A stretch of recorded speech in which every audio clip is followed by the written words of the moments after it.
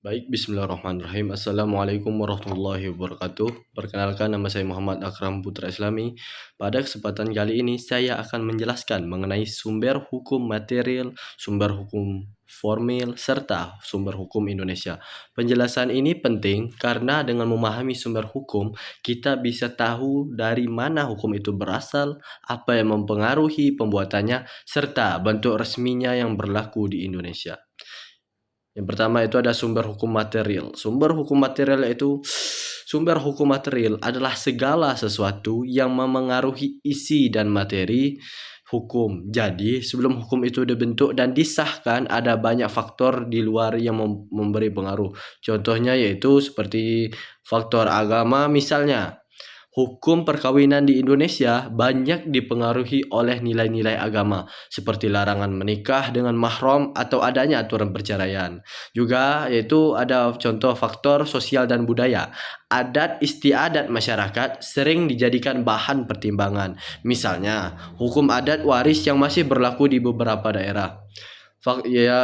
Contohnya selanjutnya yaitu ada faktor ekonomi. Kondisi perekonomian suatu negara memengaruhi lahirnya undang-undang perpajakan atau undang-undang tentang perdagangan.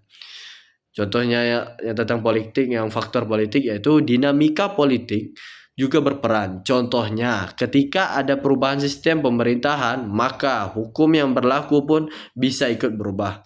Faktor sejarah. Pengalaman bangsa Indonesia di masa lalu juga memengaruhi hukum kita. Contohnya, hukum agraria nasional dipengaruhi oleh sejarah penjajahan dan sistem agraria kolonial. Jadi, sumber hukum material bisa dikatakan sebagai isi atau bahan dasar hukum yang lahir dari realitas masyarakat dan kehidupan bangsa. Sumber hukum formil. Selanjutnya, yaitu sumber hukum formil. Kalau sumber hukum material berbicara soal faktor-faktor yang mempengaruhi isi hukum, maka sumber hukum formil lebih menekankan pada bagaimana hukum itu diwujudkan dan ditetapkan agar memiliki kekuatan yang mengikat. Contoh sumber hukum formil antara lain yaitu undang-undang, misalnya Undang-Undang Dasar 1945, Undang-Undang KUHP atau Undang-Undang Perkawinan. Kebiasaan atau adat istiadat, banyak aturan hukum di Indonesia yang diakui berasal dari adat seperti hukum adat dan tanah dan waris.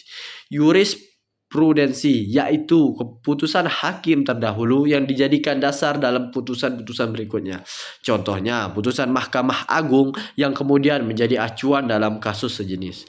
Traktat atau perjanjian internasional. Contoh yang sederhana adalah perjanjian antara Indonesia dengan negara lain mengenai batas wilayah laut atau kerjasama perdagangan. Doktrin yaitu pendapat para ahli hukum yang dijadikan rujukan, misalnya pemikiran ahli hukum Belanda yang dulu banyak mempengaruhi sistem hukum di Indonesia. Dengan kata lain, sumber hukum formil ini adalah wadah atau bentuk resmi dari hukum yang berlaku di suatu negara. Yaitu selanjutnya ada sumber hukum Indonesia.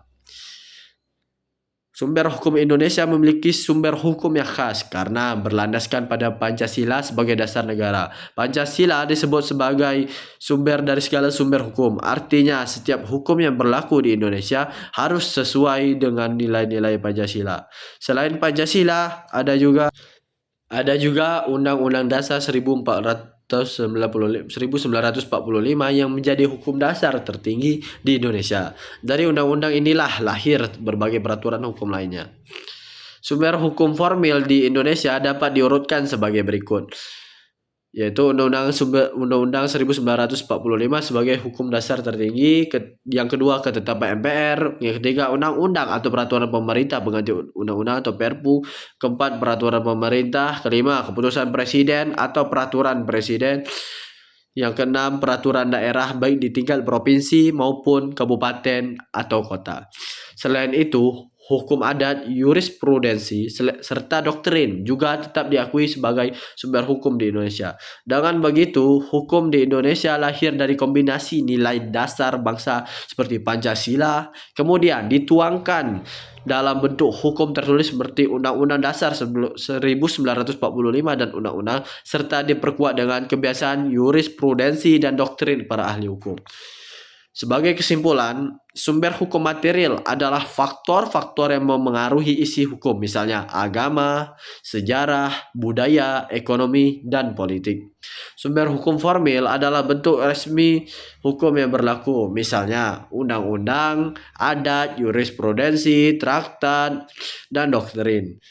Sedangkan sumber hukum Indonesia dasarnya pada dasarnya yaitu sebagai dasar negara, sebagai hukum tertinggi serta berbagai peraturan perundang-undangan, hukum adat, jurisprudensi, dan doktrin. Demikian penjelasan saya tentang sumber hukum material, sumber hukum formil, dan sumber hukum Indonesia. Terima kasih. Assalamualaikum warahmatullahi wabarakatuh.